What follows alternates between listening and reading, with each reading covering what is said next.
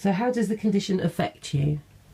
Gosh, quite massively, really, to be honest. I mean, it fluctuates very much from day to day. It's very hard to know what I'm capable of. I can be bedbound, housebound, very weak, wobbly legs, feel like my legs are going to give way, aches and pains and tinnitus, and obviously it affects your mental health as well, being long-term sick, so depression, anxiety.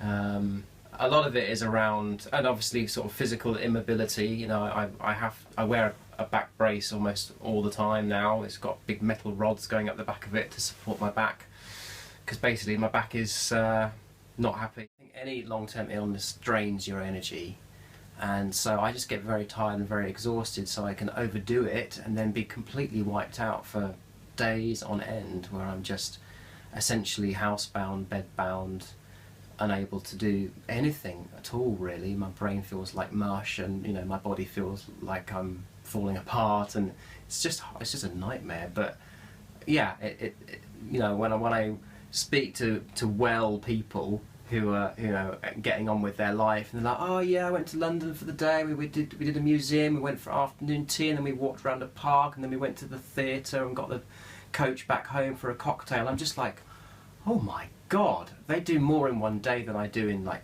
3 weeks. And you know, and those people work as well as have this kind of social life, and it definitely makes me realise that my life is somewhat smaller, my world is somewhat smaller. The last time I worked full-time was 12, 13 years ago. But yeah, I have worked. I teach meditation and mindfulness, and I do a little counselling work. But it's difficult. It's really, really difficult because of my own physical and energetic limitations.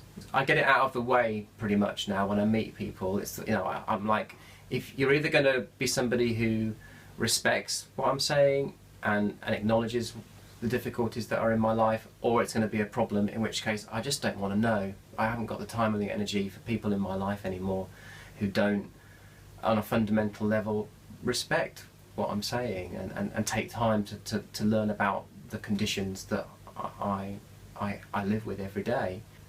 But yeah, it is very hard, especially because I look really, really well. I'm in great physical shape, and that's because of 12 years of dedication trying to sort my health out. And I you know, before I got ill, I was in the, you know, the sort of gym culture and fitness industry and stuff. So, you know, health and well-being and being toned and muscular was always my bag.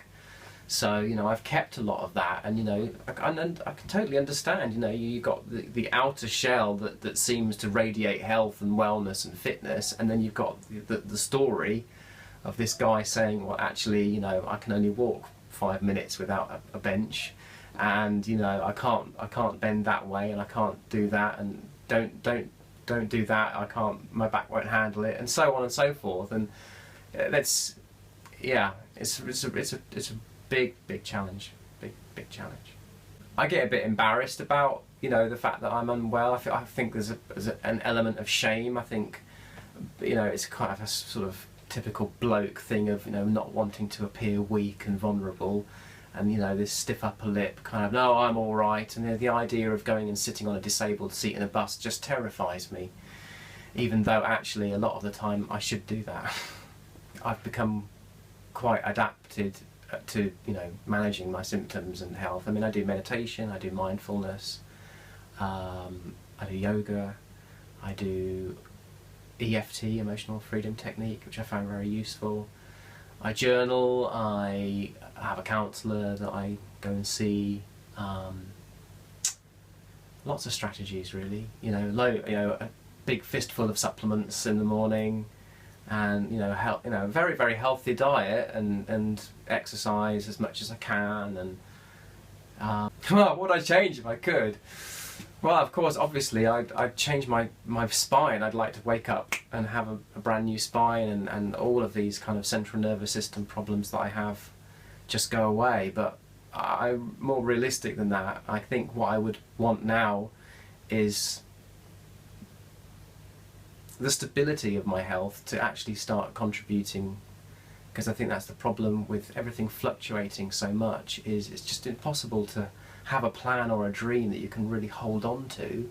And you can have a day or two or even a week where you're like, oh, I'm getting better, this is great, and you start hoping and you start dreaming and you start planning, and then boom, you're floored again, and it's so painful. It's so painful.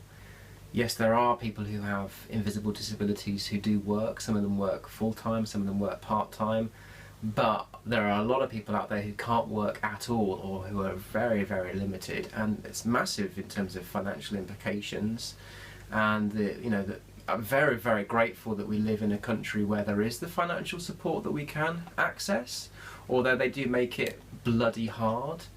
There's a lot of politics involved, and I don't think the flavour of that is particularly helpful to people who are long-term sick and disabled. So that the whole system is just a battle on top of what is already, for me personally, a daily battle to keep positive and focused, and managing symptoms and expectations and finances and all the rest of it. It's just another whole battle that you have to deal with that really affects, it's just stressful. It's just very stressful.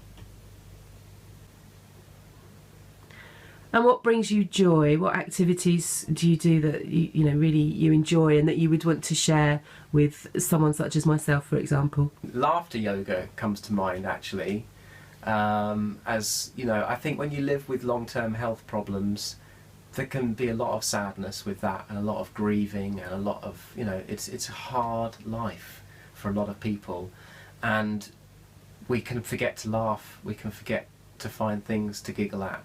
And laughter yoga is a little bit awkward at first for people to get into, but then the laughter comes and you just have such a good time. And it doesn't matter if you're in a chair or a wheelchair, it doesn't matter if you're lying down, you don't have to be physically well to laugh. And yeah, I mean, they say laughter's the best medicine. I kind of think it's definitely up there as one of the top ways to make yourself feel better. And obviously, yeah, it's always good to laugh. Always good to laugh.